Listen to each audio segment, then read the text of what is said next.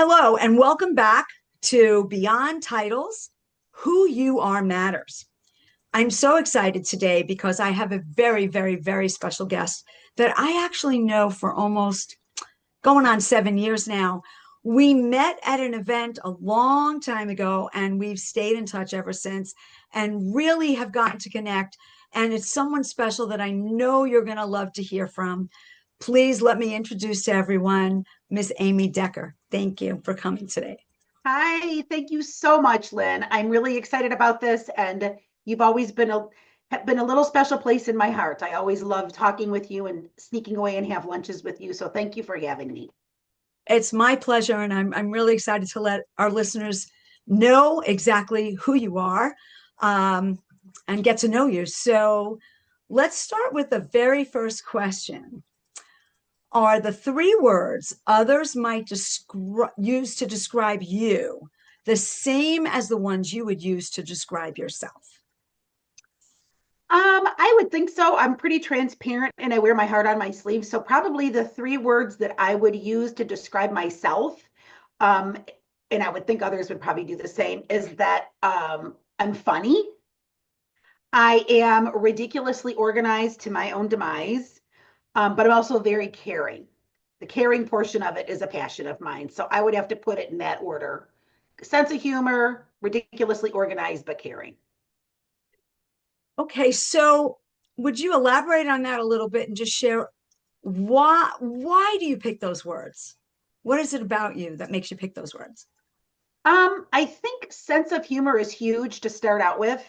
I think that it breaks down a lot of barriers. So if you're with people and you can find a personal level with them with a sense of humor, get somebody to make them laugh, I think that helps to open up communications, especially for people that might have social phobias and not real comfortable talking to others. Since I've been a little girl, I've been a public speaker at a very young age, at even 5. So I never had a problem speaking publicly, but I do find one on one often others get uncomfortable with that. So I think a sense of humor kind of breaks the ice. Um, Ridiculously organized is just my thing to a point where my husband would like to choke me because I just am on top of things all the time. I keep a tablet with me, I write things down. Um, but I think caring and compassion too, that was something that kind of I was born with that. I moved worms off the sidewalk when I'd walk down the street. I would, if I saw anybody that was in need of any age or even animals too, I just that was something that's just part of something that burns inside of me. I appreciate you explaining all of that. I think it's interesting to hear why people pick the words that they do. And I knew that was a question I could ask you. So Mhm. thank you very much. Okay, next question. What wouldn't be like it is today had you not been a part of it? And what value did you add? Um, I think so many of these questions kind of all revolve around the same answer, and it's my passion really to help others. So whether it's started out when I started out being a patient advocate for hospice, or even just getting up this morning, making sure that all my notes for my staff meeting were in place and put together and everyone had copies of it. And everyone felt that they were, on my list and important to me and to be heard and that kind of thing.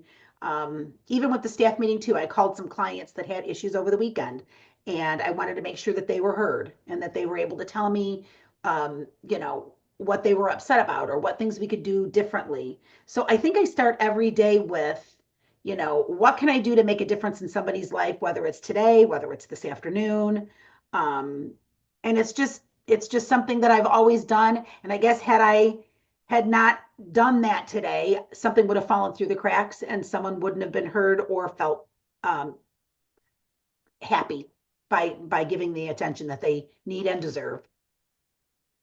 That's very powerful. And I believe, knowing you as long as I do, that that's very true. I hope so. Absolutely. Okay, the next question.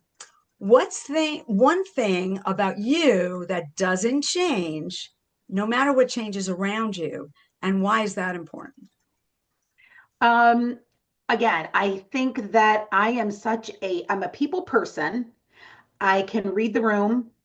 I can read body language.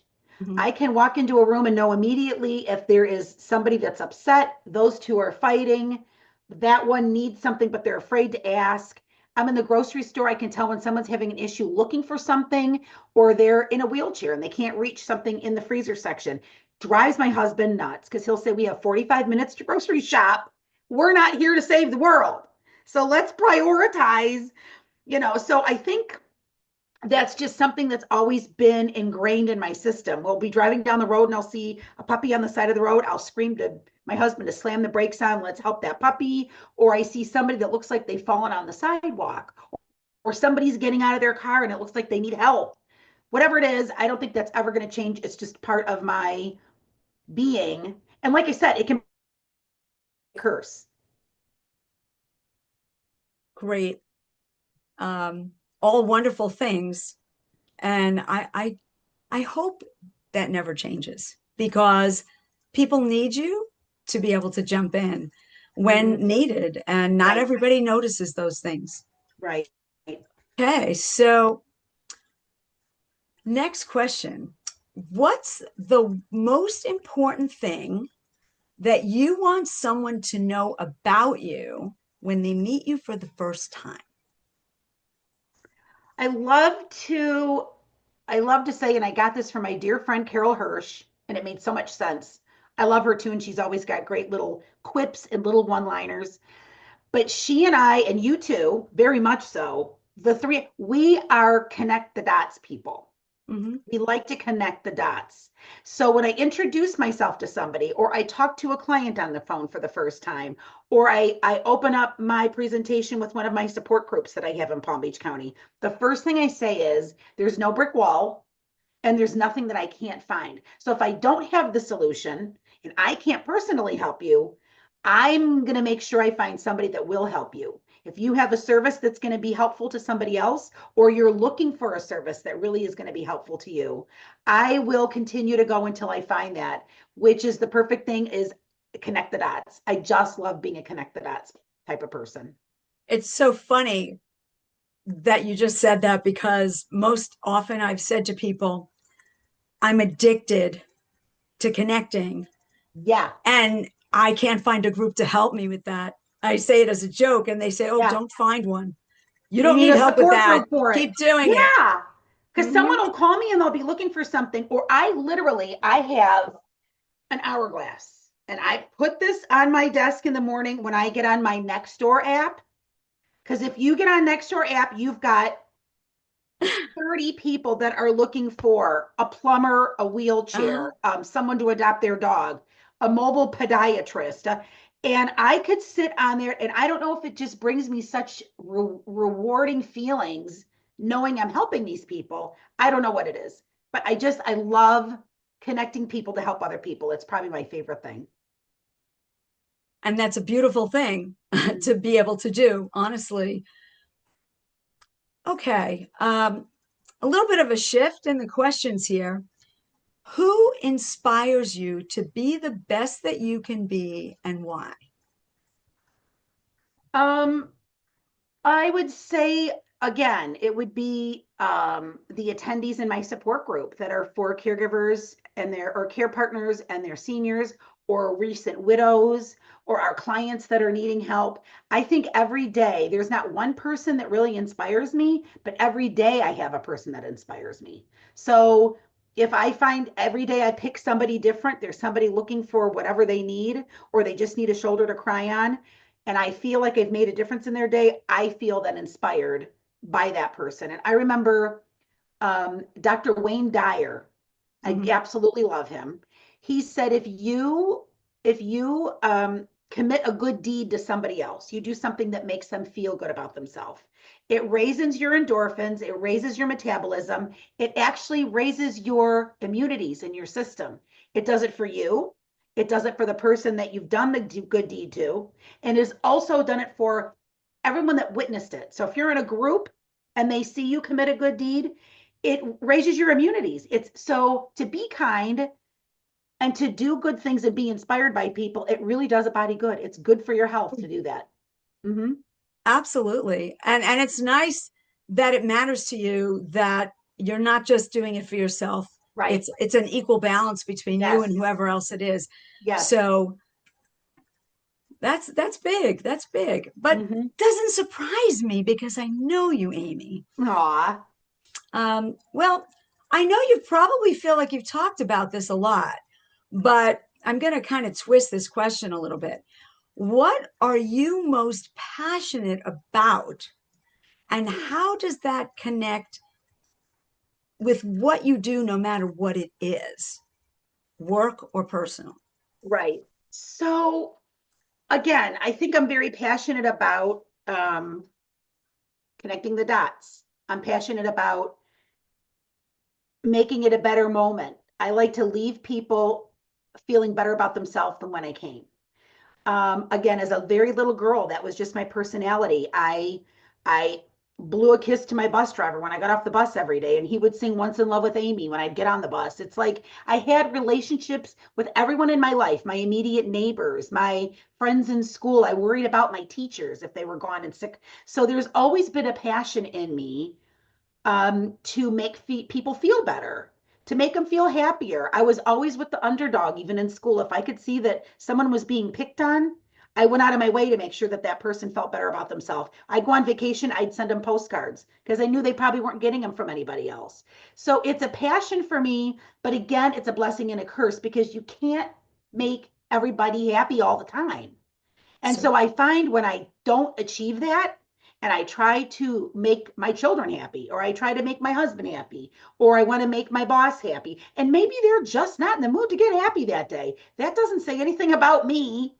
It's more about them.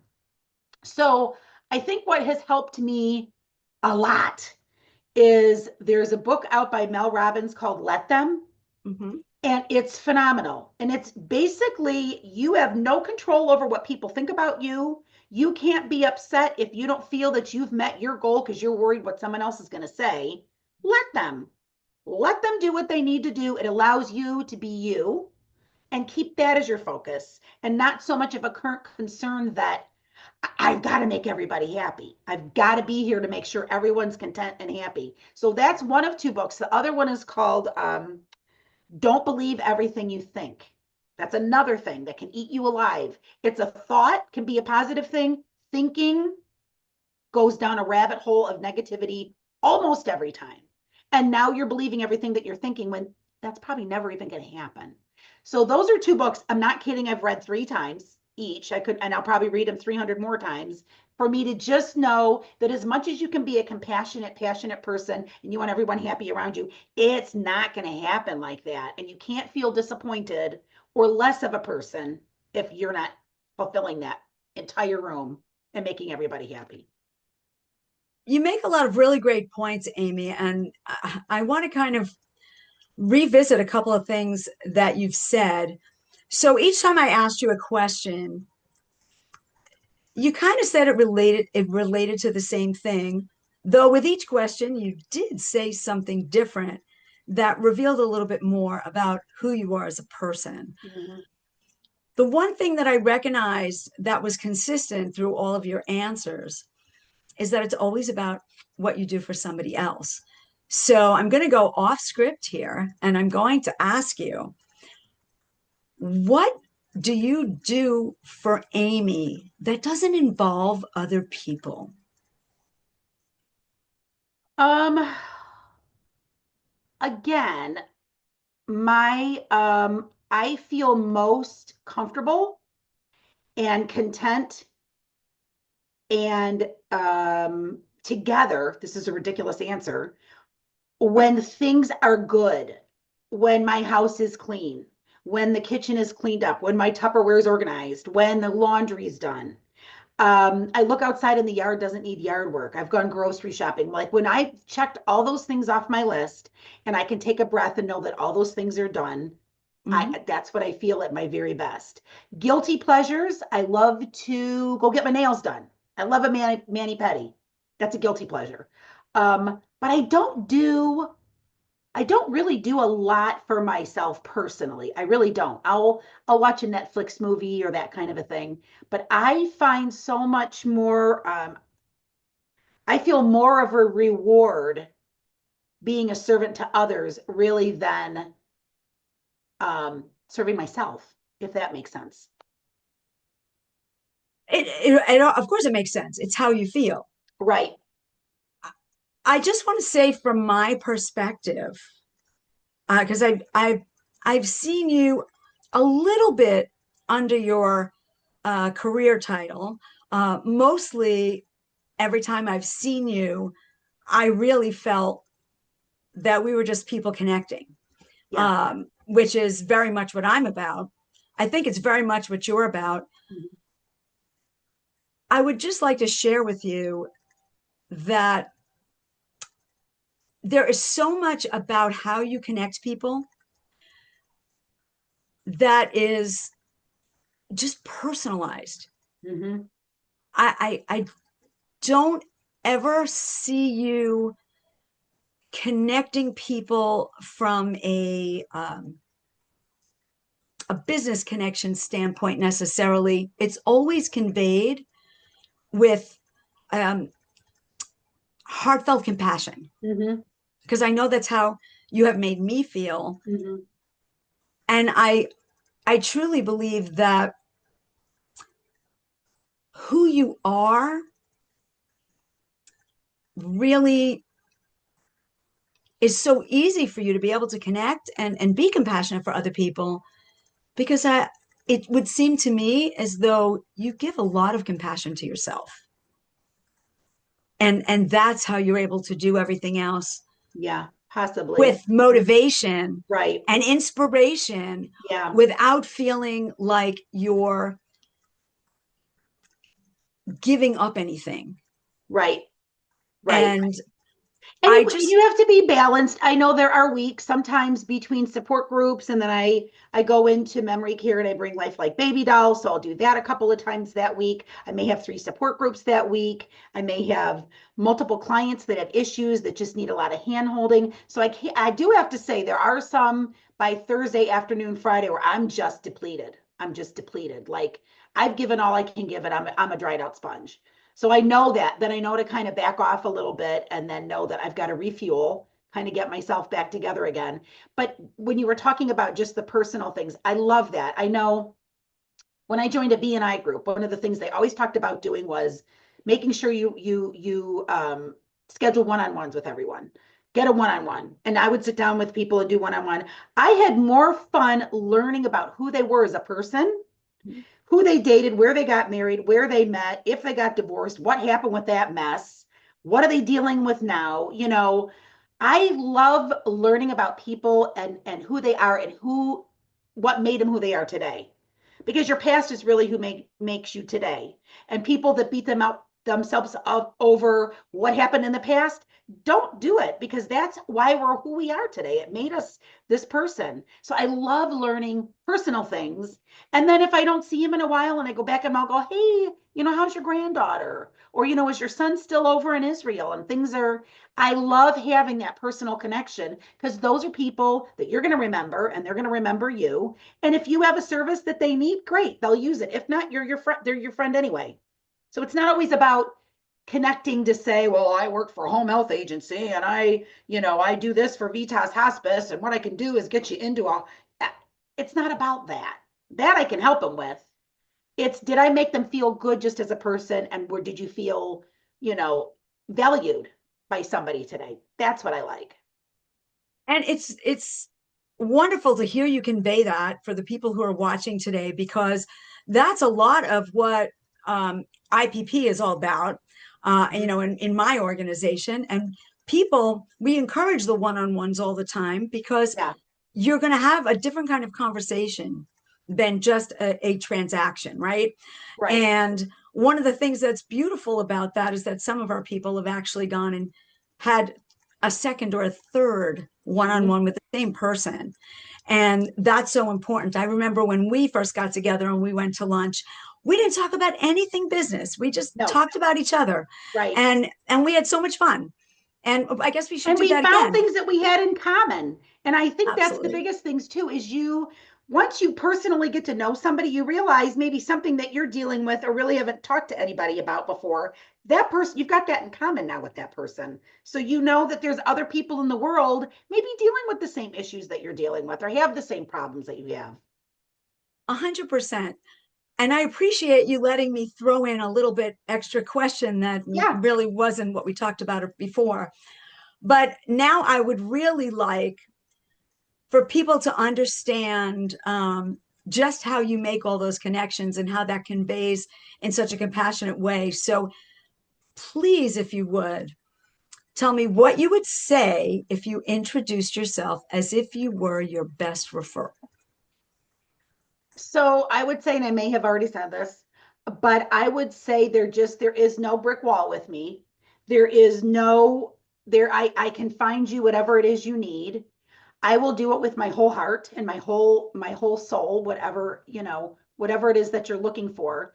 And I know one of the interviews that I just had last week, they said, if you could just pick one thing that you do and talk about that one thing and use that one thing to introduce yourself and say, this is what I do. And I said, I can't. I just can't. It's like the fingers on your hand. Like I do support groups. I work for hospice as a patient advocate. I'm a director of client services for senior helpers. I have my own senior strategies. It's what finger would you get rid of? They all kind of go together. So there isn't a part of your life, whether you're a care partner or a new widow or a senior or just somebody that just needs to be heard. There's not any one of those fingers I would lop off and say, okay, I would just do these two. Because really everything I do all blends onto the same hand. And I just, I like people to know whatever it is you're looking for, I'm here for you. That is so incredibly powerful. I just had in my mind as I was watching you, go through the fingers and talking about that whole hand and not lopping off any of them. Mm-hmm. Um, I just could see you reaching out with that hand and just hugging any Mm-hmm. person that might be in front of you. Yeah. And I think that's what someone feels Yeah. when you make those connections for them and you do that for them. And you make That's a a, difference. You just make a difference. I went to one of the buildings that I'm in memory care and I brought the baby dolls in. And I had a bunch of, my husband had some friends over the night before. So I had a bunch of cookies and brownies and cakes and donuts and all kinds of stuff. So I brought that in. I made sure that all of the caregivers that were in the memory care that day, here's some snacks. I'm going to bring the babies around. And a couple of them got up and helped me with the babies. And one of the girls walked me out to the hallway. It's going to make me cry. It was so sweet. And she said, I had a really bad morning this morning. And she said, I didn't want to get out of bed and I didn't want to come to work. But she said, I walked in and I saw you with the babies and I sat there with you with the babies and you let me help you bring the babies around and you brought us snacks. She said, you've completely changed the focus in my whole day. And that's what it's about. And she had little tears in her eyes. I gave her a great big hug and I just said, you're beautiful. And I'm so happy that you shared that with me. But when you move somebody that got up that morning and just was feeling worthless, it is a passion to the point it brings me the emotion. It's a passion of mine. That made my entire week. And if I had a busy week or a lousy morning, to know that I've touched her little life as a little caregiver in one of these memory, that made my whole week. And that's what I love about it. That's what it's all about. so I would say, Amy, that everything that you've shared just speaks to me as you are your own brand. Mm-hmm. Yes, you wear a lot of hats. I met you with senior helpers Yeah. when you, as a group, were making a transition from being part of a larger group. Mm-hmm. You had about 20 to 30 people then, and now I think you've gone well over 100 Oh in this heavens, time. we have about 60 to 70 show each month, but I have Mhm. 600 in my database. There's 600 people in there now. It's huge. And you I poor love thing, it I and just I keep love sending you more. it. And you're always sending me more. You're always sending me more. You're our best cheerleader. Honestly. So you've been so great at just being you. which is a passion of mine. I'm a firm believer, having gone through my own journey, that just being you is the best thing that you could do to brand Yes, yourself. genuine. But I want people to know that you are a key person for senior helpers. You are a key person for the senior healthcare coordinators, which is the Right. group where we first met, Right. and that we're still working together in. I think it's important for those people who are watching today who say, I just want to get to know Amy. How do they connect with you? Where do they find you? Please give us all that information, because we want to make sure it's posted so Yeah, that our viewers can. good. Well, I'm all over the place. I'm all over the place. So I have a LinkedIn account. I have Amy Decker LinkedIn account. I have my personal Facebook, which is Amy Herman Decker on my Facebook. I am the admin to Senior Helpers Facebook page, as well as Senior Healthcare Coordinators. And then I also have my own Senior Strategies LLC. So I have a Facebook for Senior Strategies. I have an Instagram, a YouTube, and a TikTok. All that's under Senior Strategies. Um, and it basically is just referral sources for caregivers and care partners out there, or even new widows, of just following them on their journey and making it a pleasant journey for them. So I have all of those pages. But if you need to send me an email, that's fine. You can send it to adecker@seniorhelpers.com, or you can send it to seniorstrategies.pb@gmail.com. And you can call me. My phone number, and it's my personal phone number, so I'll give you that first, which is 561-800-6654. And that is also my Senior Strategies phone number. So I'm all over the place, and my phone's always on. So at times I'll have maybe somebody from who I went to school with in Ohio, and I've been here now 20 years. They're dealing with the question that they have for their mom or their dad about Medicare or Medicaid or something. They'll call me at 9 o'clock at night. I'm always there, because problems don't have a time frame. A problem can be an abscess coming to an head, and it could be 10 o'clock at night, but that abscess needs to be attended to. So if you call me because you're having a tough time and it's early in the morning or late at night, you're never putting me out. I'm here for you. And I really mean that. I really do that. I know you do. I know you do, because we definitely keep in touch at odd times of the day. Yeah. Amy, I can't thank you enough Aw. for coming in and having this conversation with me today. This is a fairly new video cast that we're putting out there. I will let you know when it airs, but I want to thank our viewers for coming back for this very special episode of Beyond Aw. Titles, Who You Are Matters. If you want to learn more about IPP, Inner Power Partners, you can go to innerpowerpartners.com, or reach out to me directly at ipp@itzwhy.com. And we look forward to seeing you for our next episode. And Amy, I will see you soon. Wonderful. Thanks again for having me. Thank you.